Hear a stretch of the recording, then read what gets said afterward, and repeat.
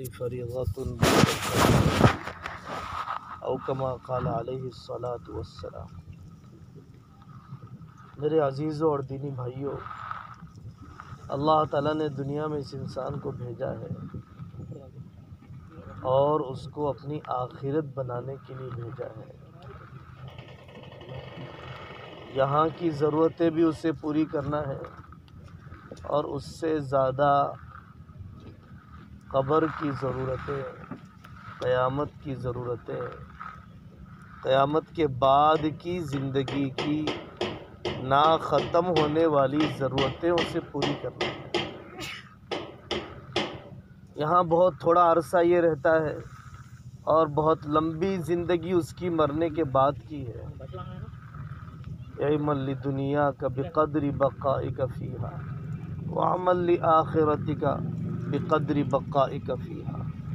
اپنی دنیا کے لیے اتنا کر جتنا تجھے دنیا میں رہنا ہے، اور اپنی آخرت کے لیے اتنا کر جتنا تجھے آخرت میں رہنا ہے۔ کاروبار کرنے سے منع نہیں کیا جاتا، ڈوبنے سے منع کیا جاتا ہے، ذہن و دماغ پر سوار کر لینے سے منع کیا جاتا ہے۔ نماز میں بھی کاروبار آ گیا، حج میں بھی کاروبار آ گیا، عمرے میں بھی کاروبار آ گیا، رمضان میں بھی کاروبار، جنازے پہ بھی کاروبار، قبرستان میں بھی کاروبار۔ یہ بدترین قسم کا مال ہے کہ جو آدمی کو اللہ سے غافل کر دے۔ کل ما لہاک عن اللہ فہو صنمک۔ بزرگوں نے کہا ہے کہ جو چیز تجھے اللہ سے غافل کر دے وہ تیری مورتی ہے، وہ تیرا خدا ہے۔ ایک آدمی سے میں یوں کہہ دوں کہ سونے کی مورتی ہے، پوجا کرو، سجدہ کرو، جھک جاؤ، عبادت کرو، آپ کہیں گے مولوی صاحب شرک کروا رہے ہیں آپ، اللہ کے غیر کے سامنے میں جھک نہیں سکتا ہوں۔ اچھے جذبے کی بات ہے، لیکن وہی سونے کی مورتی اگر سونے کے سکوں میں بدل دی جائے، اس کے لیے میں نماز چھوڑنے تیار ہوں، اس کے لیے جھوٹ بولنے تیار ہوں، اس کے لیے بیاج لینے دینے تیار ہوں، اس کے لیے رشتے توڑنے تیار ہوں، اس کے لیے اپنے ماں باپ کی نافرمانی، بیوہ کا مال کھا جانے کے لیے تیار ہوں۔ یہ بھی ایک قسم کے ایمان کی کمزوری ہے۔ تو جیسے آدمی مورتی پوجا سے بچتا ہے، ویسے سکوں کی پوجا سے بھی بچے، کیونکہ معبود نام ہے مطاع کا، جس کی مانی جا رہی ہے اس کی عبادت کی جا رہی ہے، اور جس کی عبادت کی جا رہی ہے وہی خدا بن چکا ہے۔ آدمی جس کی مان کے چلتا ہے اس کی عبادت کر رہا ہے، اور جس کی عبادت کر رہا ہے وہی اس کا خدا ہے۔ تو سب سے پہلی بات میرے بزرگوں، آدمی دنیا کو ضرورت سمجھے، آخرت کو مقصد سمجھے۔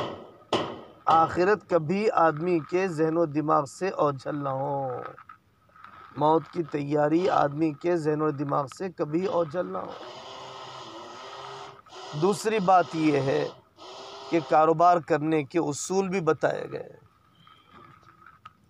حضرت رسول اللہ صلی اللہ علیہ وسلم نے ہر کاروبار اور ہر زندگی کے شعبے میں اپنی امت کو پہنچایا ہے، صحابہ کو پہنچایا ہے۔ سمجھنے کی بات ہے، آج ہمارے دواخانے کم ہیں، کورونا کے زمانے میں سب لوگوں نے دیکھ لیا، بعض دیہاتوں کے اندر کرانہ دکان نہیں تھے مسلمانوں کے، سامان خریدنے میں کتنی دشواری ہونے لگ گئی۔ یہ تو موٹی ضرورتیں ہیں جو سمجھ میں آ رہی ہیں۔ حکومت کے وہ شعبے جو قانون بناتے ہیں، حکومت کے وہ شعبے جو قانون نافذ کرتے ہیں، آئی پی ایس کے شعبے میں، آئی ایس کے شعبے میں، لاء کے شعبے میں، جن شعبہ جات میں مسلمانوں کے نہیں جانے کی وجہ سے کتنا زیادہ دین پر چلنے میں بھی دشواری ہو رہی ہے۔ کوشش کرنا چاہیے کہ ان شعبہ جات میں ہم جائیں، ان شعبہ جات کے لیے اپنی نسلوں کو تیار کریں۔ زمیندار بنا دیا، علم نہیں دیا اپنی نسل کو، دین کا علم بھی نہیں دیا، دنیا کا علم بھی نہیں دیا، یہ نسل تربیت کے بغیر دولت اور تباہ کر دے گی اسے۔ دولت تربیت کے بغیر اور تباہ کر دیتی ہے، دولت تربیت کے بغیر اور تباہ کر دیتی ہے۔ تو دوسری بات یہی ہے کہ جن شعبوں میں ہمیں آگے بڑھنے کی ضرورت ہے، چاہے وہ سرکاری ملازمتیں ہوں، چاہے وہ دوسرے کاروبار ہوں، میٹرنٹی کے اپنے ہاسپٹل جہاں پر اپنی بیٹیوں کی حیا کی حفاظت کے ساتھ علاج ہو جاتا ہو، اپنے اسکولوں کا قیام، اسکول میں انویسٹ کرو تاکہ ہمارے نسلوں کو نیو ایجوکیشن پالیسی کے زہریلے اثرات سے بچایا جا سکے۔ اس کاروبار میں، اسکول کھولنے کے کاروبار میں پیسہ لگاؤ، اس کے ذریعے سے کماؤ، لیکن اپنے نسل کی حفاظت تو ہو جائے گی اس ذریعے سے۔ تیسری بات یہ ہے میرے بزرگوں کہ آدمی معاملات صاف رکھنا چاہیے، لکھنے پڑھنے کا اہتمام ہو، دریافتی پوری کریں۔ مفتی صاحب کی بیٹی سے شادی ہو رہی ہے، مفتی صاحب کی تو بیٹی ہے نا، دیکھنے کی ضرورت نہیں ہے۔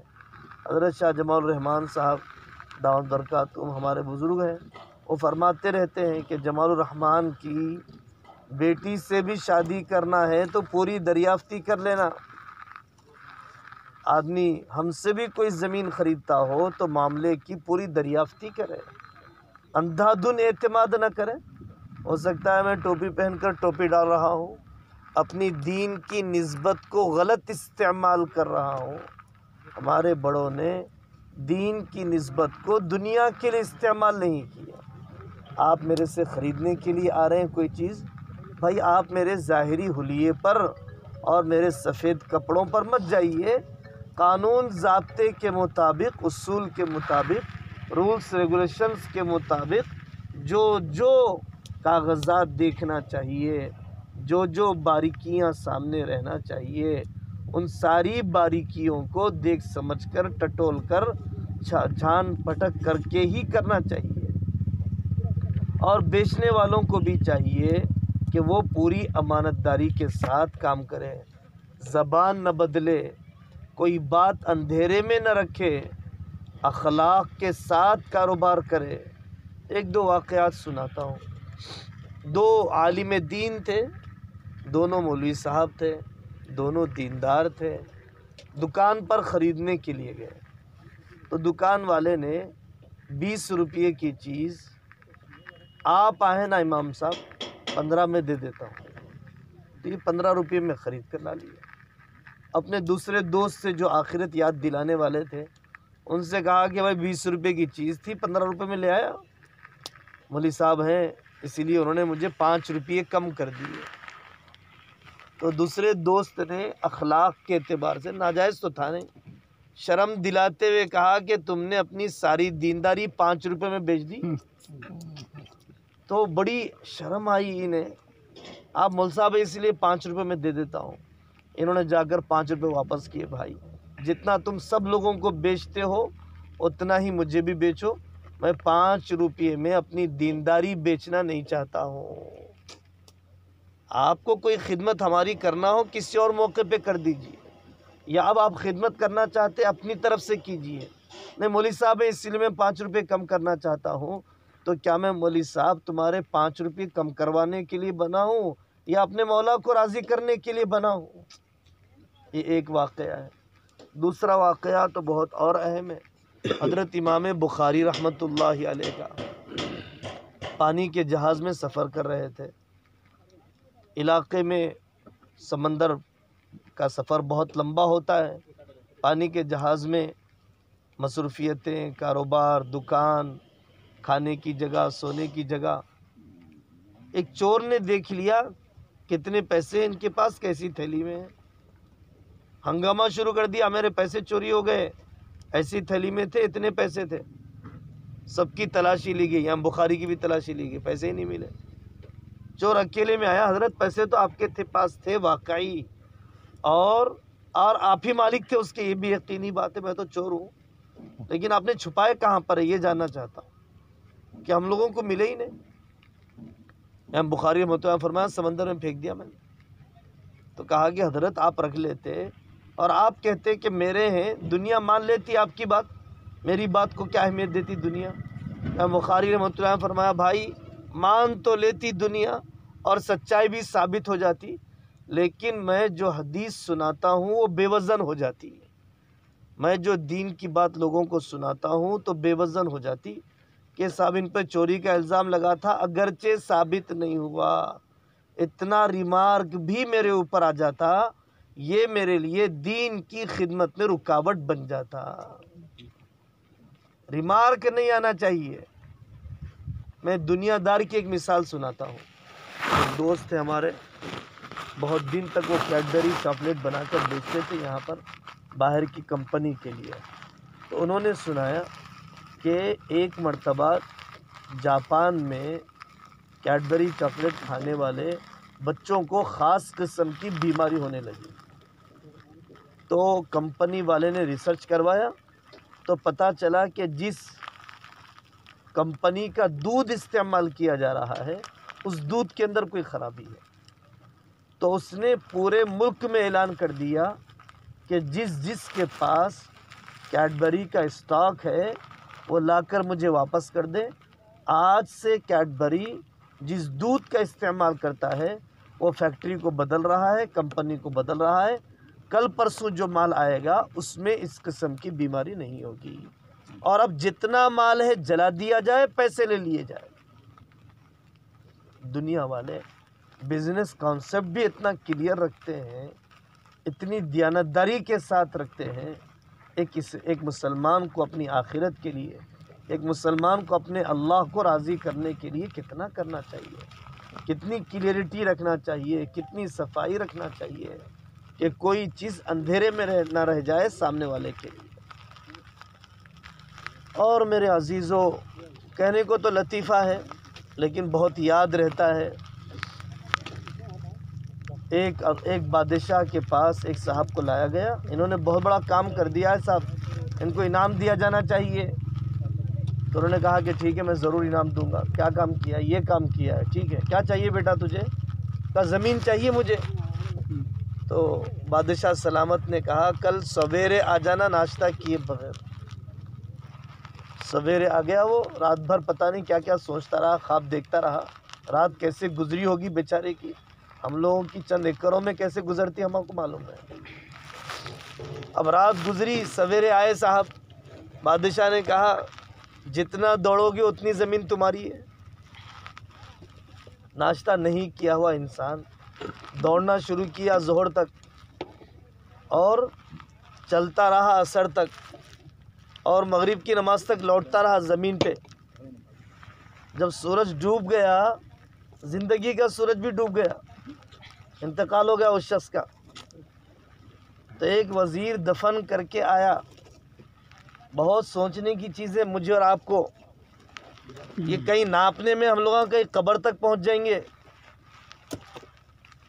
تدفین سے فارغ ہو کر آ کر وزیر ہاتھ جھٹکتے ہوئے بادشاہ کے پاس جب پہنچا تو بادشاہ نے کہا کیا بات ہے بھائی، کتنی زمین الاٹ کرنا ہے بتاؤ؟ تو اس نے کہا حضرت پتہ نہیں وہ اتنا کیوں بھاگ رہا تھا، اسے تو 4 گز چاہیے تھے، صرف 4 گز میں دفن کر کے آیا۔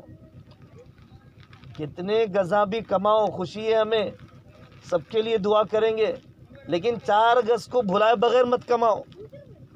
4 گز سامنے رکھو ہمیشہ اپنی زندگی میں، وہ چند گز سامنے رہیں گے قبر کی تنہائیوں کے۔ نماز قضا نہیں ہوگی کبھی، روزہ نہیں چھوٹے گا، بیاج فائنانس میں کبھی نہیں جائے گا۔ ہم لوگوں کی زندگیوں کی مثال ایسی ہو گئی، بڑے بڑے بزرگوں سے دعا کراتے ہیں، کرانا چاہیے، ضرور کرانا چاہیے، کرنا بھی چاہیے۔ ایمان والے بھائی کی ترقی کی خواہش ہر اللہ والے کے دل میں ہوتی ہے کہ میرا ایمان والا بھائی ضرور ترقی کرے، بلکہ بے ایمانوں کی بھی بے روزگاری کا اللہ انتظام کر دے۔ ملک کتنا پریشان ہے، کیسے لوگ خودکشی کر رہے ہیں، یہ ساری باتیں اپنی جگہ پر ہیں، لیکن مثال ایسی ہو گئی جیسے سوراخوں والا ڈھول نل کا پریشر بڑھا رہے ہیں، رات میں محنت کر رہے ہیں، دن میں محنت کر رہے ہیں، باپ محنت کر رہا، بیٹے محنت کر رہے ہیں، بھائی محنت کر رہے ہیں، کبھی بیوی کے لیے بھی دکان کھول کے دے دیے، کبھی بچے کو بھی پڑھائی چھڑا کے بنڈی ہاتھ میں لگا دیے، لیکن مٹکے کے سوراخ بند نہیں کیے جا رہے ہیں۔ اس مٹکے کو سوراخ لگا ہے بے نمازی پن کا، اس کو بہت بڑا سوراخ لگا ہے شادی کی رسموں کا، اس کو اور بڑا سوراخ لگا ہے لون پہ پیسے لینے کا، اس کو اور بڑا سوراخ لگا ہے زکوٰۃ کے اہتمام سے نہ ادا کرنے کا۔ یہ ان بڑے بڑے سوراخوں کے ساتھ نل کا جتنا پریشر بھی بڑھاؤ گے، مٹکے میں پانی ٹھہرنے والا کبھی بھی نہیں ہے۔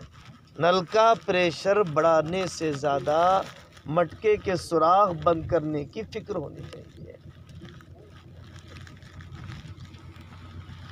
اس وجہ سے نماز کا اہتمام ہو۔ ٹیچر نے بچوں سے پوچھا بیٹا آپ کیا بننا چاہتے ہو؟ اسی ٹیچر کے بچے نے لکھ کر دیا اسمارٹ فون کا اسکرین بننا چاہتا ہوں۔